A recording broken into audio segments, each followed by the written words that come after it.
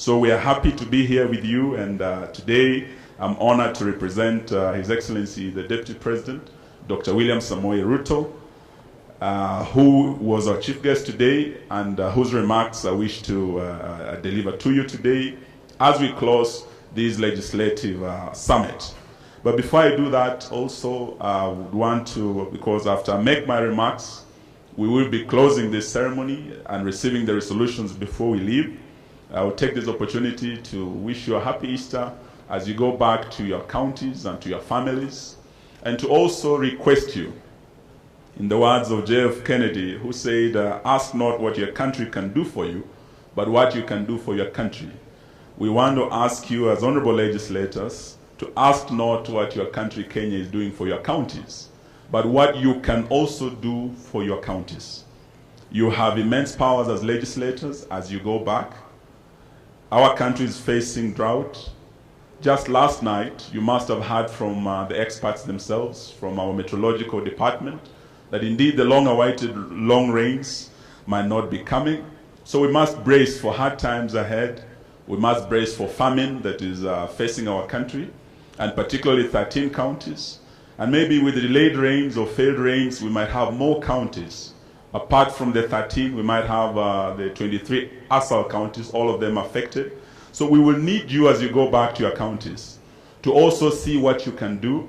I was talking to the Speaker of Wajir County Assembly, and I was very, very encouraged. He told me that before he left Wajir, they had passed a supplementary budget, actually reallocating more resources towards water tracking, towards purchase of food, as well as animal feeds, so that as we go forward, as national government, we upscale food distribution and water tracking. The counties themselves will be doing much more. So please, let's go back and be ready to work together to cushion our fellow Kenyans who are facing famine, to ensure that no Kenyan loses their life or their properties. The President has directed us to spare no effort, to spare no resource, to ensure that during this drought period, enough food and water reaches every Kenyan who needs it, so that we do not lose a life. We faced such a situation in 2017, and we were able to work with the counties and our development partners to ensure that in the entire Horn of Africa region, where many countries lost people, Kenya never lost lives during that drought. So we are looking forward, as you live here, to come into your counties, to working with you, to ensure that just the way we overcame the drought of 2017, which was severer than this one, we also overcome the drought that is facing us, that could worsen with the delayed rains or the failed rains. We will be ready to work with you going into December to ensure that this is achieved. Lastly, just to appeal to the Speaker of the Senate and the honorable senators, we know that you have undertaken to fast-track some of the bills that are pending. We'll be very, very happy that as we go forward to have these bills turn into acts, so that we can be able to do a lot that is pending because of the necessary legal infrastructure not being in place. And this also goes for the National Assembly. As we speak, we have the National Drought Management Fund with over 2 billion that has been raised by our donor partners. We cannot access these funds to help fellow Kenyans who are facing drought because this amendment is still pending before the House. Please fast track it as a matter of urgency, so that even as we move forward, when we need to receive support from our partners, they cannot do so without that fund and without following the legal infrastructure in place. So much depends on you as legislators to cushion this country against much that is affecting it today and in weeks to come and perhaps months to come. So, ladies and gentlemen, I am honored and privileged to be at the 4th Legislative Conference that provides an opportunity for senators, members of the county assemblies, and key players in devolution to dialogue and evaluate critical issues concerning devolution. I am delighted to be part to testify to the great strides we continue to make in securing devolution. The strength of our nation depends on the strength of devolution. Individual and collective aspirations are best realized by coordinating and organizing efficiently at the lowest level unit of democratic governance. Our counties have been designed to optimize this efficiency in coordinating and organizing development. Therefore, Kenya's prospects as a nation should exceed the aggregate progress of devolved units. We need devolution to succeed because a strong nation is also a strongly devolved nation. There is no contradiction between the need to disperse power and resources from the center and the imperative to build a strong nation. Devolution and strong counties and a strong Kenya are one and distinguished guests here today to ensure that devolution does not become a creaky collection of parts. It is imperative that we protect what we have. We are here to make devolution stronger and better, and I have the utmost faith that we have hit the mark. I want to thank the people of Kisumu for a lovely welcome. This is a beautiful county and it's truly wonderful to be here. I want to commend the collaboration between the Senate and county assemblies in the execution of your mandates. Your ability to work together honors Article 6 of our Constitution and is testament to the maturity and patriotism of all of you. The Senate and county assemblies are the key guardians of the legislative agenda to advance and cushion gains of devolution. The Senate has worked hand in hand with the National Assembly to enact laws envisaged in the Constitution. I believe this summit has a role to evaluate milestones achieved by the Senate in the last 6 years and further address the gaps that impede implementation of devolution. I also acknowledge that the role of county assemblies in discharging their legislative mandates so far.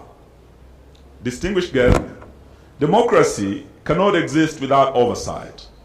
The will of the people goes hand in hand with checks and balances. This is the only way to ensure probity and fidelity to the law. When devolution was created, the Constitution granted counties important responsibilities and significant resources far beyond the scope of what local governments enjoyed before. As a result, county governments are expected to operate a higher level of accountability and transparency. County assemblies are therefore watchtowers of devolution. Oversight is a sacred duty. You cannot let devolution suffer any kind of plunder on your watch. If the executive does not like the questions you're asking, that is a good thing. Ask again and keep asking until you are satisfied that there's nothing fishy going on in your counties. Oversight is nothing personal. It has nothing to do with whether you like the executive or not. It's about whether the people are getting the kind of services they were promised. There's more honor in chasing truth. Let us protect our counties, let us protect our people, and let us protect devolution. Effective legislative oversight is one of the indicators of any viable democracy. It is lauded for providing a practical expression of a check and balance in government administration, particularly in ensuring government prudence and probity. The passage of the 2010 Constitution granted significant responsibilities to county governments with corresponding fiscal powers and resources in order to carry out its mandate. The national government is committed to devolution and in fostering harmonious and consultative intergovernmental relations and capacity building at both levels of government for a better Kenya as enshrined in Article 6 of our Constitution. Distinguished guests, Kenya has committed to implementing the Open Contracting Data Standard, OCDS, to improve transparency and reduce opportunities for corruption by enhancing openness and transparency and reducing opportunities for corruption through the Public Procurement Information Portal of the National Treasury. If the tender is legitimate, put it in the open. Let everyone know that this company was given this job at this price. Eliminating secrecy we lift the veil on what goes in the dark, and the public can keep an eye on their resources. Open contracting will allow our counties to get better value for money on contracts, improve monitoring of spending and performance, and support a more competitive business environment for small and medium-sized businesses, and reduce opportunities for corruption in projects. Over the last 6 years, the national government has disbursed over shillings 1.5 trillion, including conditional grants to the counties, with consistency, but revenue sharing is not enough to drive the development agenda at the grassroots. Counties should have formulated and implemented their own revenue maximization strategies. I want to commend the leadership of the National Treasury in the formulation of the County-Owned Source Revenue Enhancement Policy and Bill under the auspices of the IBEC, and encourage that all county assemblies familiarize themselves with a policy to facilitate its implementation at the county level. Distinguished guests, regional economic blocks have become a noteworthy innovation of the devolution experience. I commend the Council of Governors for realizing the need for pulling resources together and leveraging on regional competitive advantages. However, it is crucial that the law guides the process. I therefore call upon senators and members of county assemblies to engage with not just your county executives, but the Ministry of Devolution, which is charged with the responsibility of developing policy, and the National Treasury to ensure that whatever mechanisms you put in place to facilitate economic blocks do not contravene the law and the Public Finance Management Act in particular. Ladies and gentlemen, the successful implementation of the Big Four agenda is heavily dependent on our partnership with county governments. So far, we have enjoyed tremendous success in the rollout of UHC and affordable housing, primarily because of willingness of county governments to work with us as national government. I urge county assemblies to sustain this momentum by making sure county integrated development plans prioritize the Big Four flagship areas. Good legislation involves cooperation.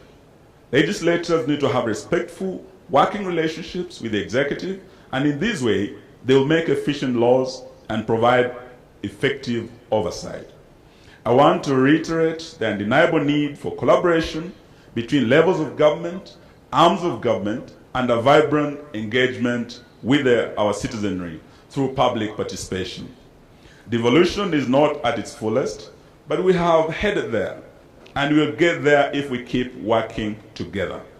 Before I finish and I close this summit, I'm told the resolutions are now ready. May I invite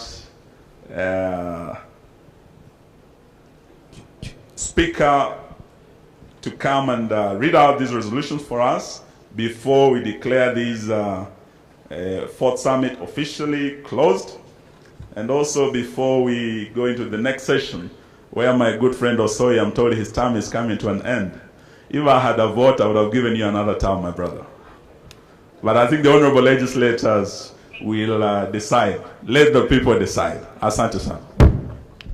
Another round of applause for Mr. Speaker. Thank you very much for those wonderful resolutions.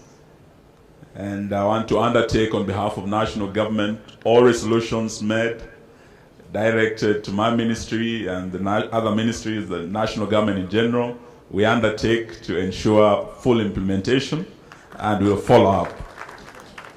But I must say, as the Minister for Devolution, the most exciting resolution, and also as the former Minister for Justice and Constitutional Affairs, is the resolution that if there's constitutional review, it should be with the objective of strengthening devolution. I'm very, very happy to hear about that. In fact, we should make devolution a centerpiece of the constitutional debate. Because when devolution wins, we all win, no matter what party or part of the country you come from. Congratulations for that resolution. And lastly, on behalf of His Excellency the Deputy President, Dr. William Samoei Ruto, allow me now to have the honor of declaring the fourth annual Legislative Summit officially closed. Asante.